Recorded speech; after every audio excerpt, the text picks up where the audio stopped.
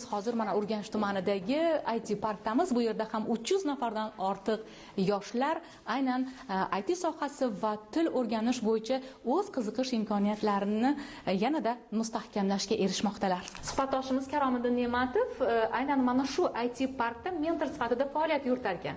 Endi aytingchi, bugun mana shu siz IT bo'yicha saboq berayotgan, mana shu yerda ko'rayotgan o'quvchilarimizda qiziqish qanaqa? Umuman ulardan nimanidir umid qilsak bo'ladimi?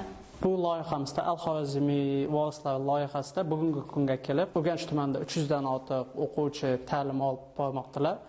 Bu yerda nafaqat zamonaviy IT sohasi bo'yicha, bundan tashqari shu soha yuritish bo'yicha chet tillari bo'yicha ham kurslar tashkil qilingan. Aynan shu loyiha ichida o'quvchilarimiz zamonaviy kasblarga ega bo'lish uchun, yurtimizning rivojlanishi uchun, o'zlarining hissalarini qo'shish uchun juda ko'plab sharoitlar yaratilgan. Albatta, bu sharoitlarning yaratilishiga yurtboshimiz hissalari katta. Qilayotgan islohotlar asosida yurtimizda bugungi kunga kelib shunaqa zamonaviy sohalarda o'quvchilar o'z bilimlarini ko'rsata olish imkoniyati yaratib berilmoqda. Mentorlar iloji boricha qo'limizdan kelguncha barcha bilimlarimizni yoshlarimizga berib kelmoqdamiz. Aynan zamonaviy soha hisoblangan IT sohasi iqtisodiyotimizning yetakchi bo'laklaridan biriga aylanishidan umid bormiz va aynan shu yoshlarimiz kelajakda bu yurtimiz rivojlanishi uchun aynan shu sohada katta xizmatlar ko'rsatadi deb umid qilamiz. Daromadli soha deyapmiz IT sohasini va bugun ota-onalar ham ko'pincha farzandlarini mana shunday zamonaviy kasblarga yo'naltirishni xohlashyapti. Lekin albatta buning uchun ham o'quvchida, bolada o'zida qiziqish bo'lishi kerak. IT sohasini mukammal egallash uchun yoshlardan nima talab etiladi? Birinchi navbatda har bir sohada bo'lgani kabi katta sabr talab qilinadi, chunki turli xil texnologiyalarni o'rganish uchun ancha kuch sarflab qunt bilan ular bilim olishlari kerak.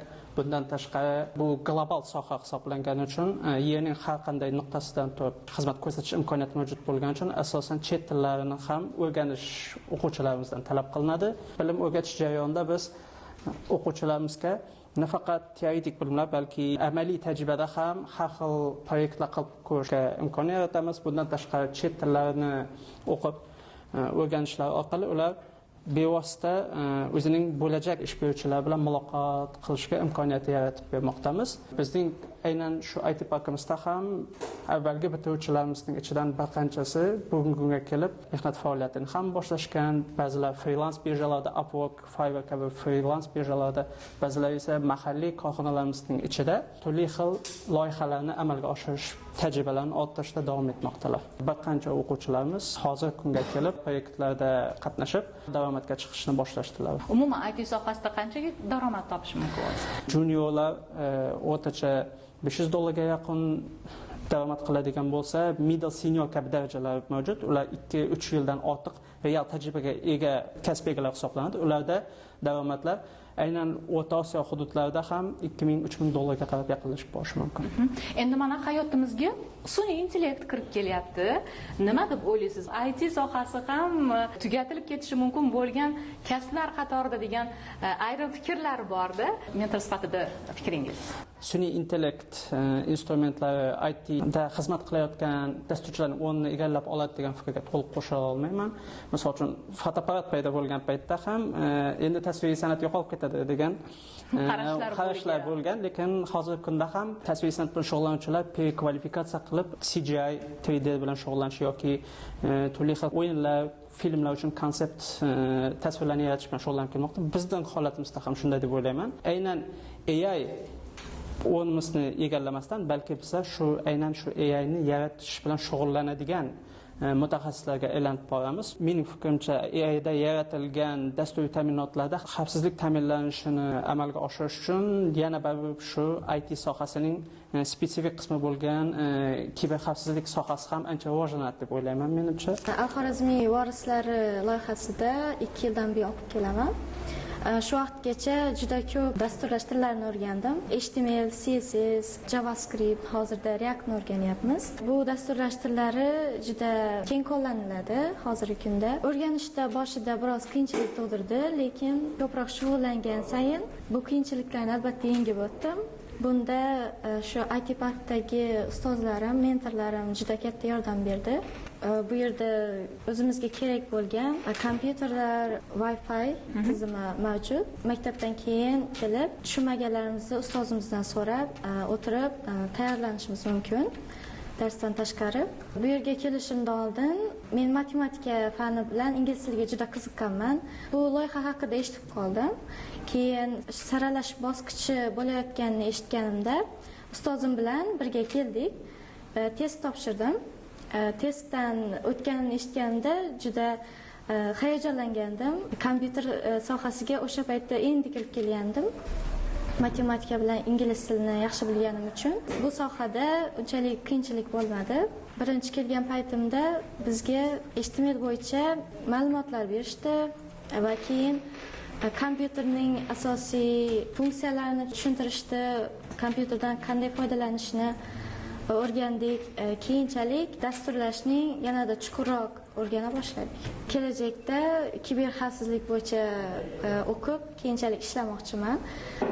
Bu soha meni juda ham qiziqtiradi, chunki prezidentimiz ham ushbu sohaga katta e'tibor qaratish lozimligini aytib o'tdilar. Hozirgi kunda texnologiya rivojlangani sayin kiber jinoyatlar ko'payapti va buni oldini olish uchun bizga kiber himoyachilar kerak. Va shuning uchun men shu sohani tanladim. Keyinchalik o'qishimni kiber xavfsizlik yo'nalishida davom ettirmoqchiman. Yana bir e'tiborli jihati, bundan 3 yil oldin Xorazm viloyatida Al-Xorazmiy vorislar loyihasi amalga oshirilgan edi va mana shu loyiha asosida bugun nafaqat IT sohasida yoshlarni tayyorlash, balki ingliz tili va boshqa tillarni ham o'rgatish yo'lga qo'yilgan.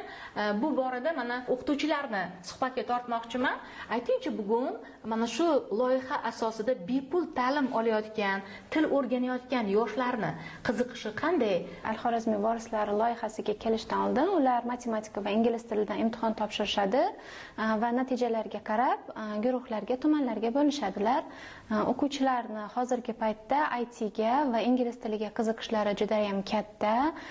Chunki IT bu global hozirda rivojlanib borayotgan soha bo'lsa, ingliz tili hamma sohalarda kerak bo'lgan fan bo'lgani uchun ularning ingliz tiliga bo'lgan qiziqishlari ham juda katta. Shu borada aytib o'tish kerakki, o'quvchilar IT va ingliz tilini o'rganib, multi-level imtihonlaridan B2, C1 darajalarini olib kelishyapti. Bu ularni kelajakda universitetlarga hujjat topshirganda ham juda yordam beradi. Zamon rivojlanib borayotganligi sababli til bilish juda ham muhim ko'nikma hisoblanadi.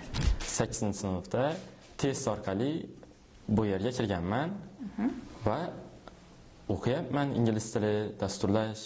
O'qituvchilar qanaqa dars mashg'ulotlari o'tyapti? Sizga ma'qulmi? Albatta juda yaxshi bilim berishadi, darslar juda qiziqarli bo'ladi, sharoitlar ham yetarli. Oldingizga qanaqa maqsad qo'ygansiz? Maqsadlar katta. Kim bo'lishni orzu qilasiz? Dasturchi bo'lishni va bunda til bilish va dasturlash tillarini bilish juda muhim. Buning uchun intilaman va rivojlanaman. Yoshim 16 da, men hozirda Urganch tumanidagi IT parkda ta'lim olib kelmoqdaman. Al-Xorazmiy vorislar loyihasi bo'yicha ingliz tili yo'nalishida. Sharoitlar juda ham yaxshi, o'qituvchilar ham juda malakali va bizlarga bepul ta'lim berishmoqda. Masalan, men ingliz tili yo'nalishidan bepul ta'lim olmoqdaman. Xullas, yoshlar va mentorlarning fikr va mulohazalaridan shuni anglash mumkinki, IT parklar bugun nafaqat yoshlarga kelgusida kasb, balki ularga davlat prezident tomonidan ochib berilgan yangi imkoniyat va muvaffaqiyat eshigi hamdir.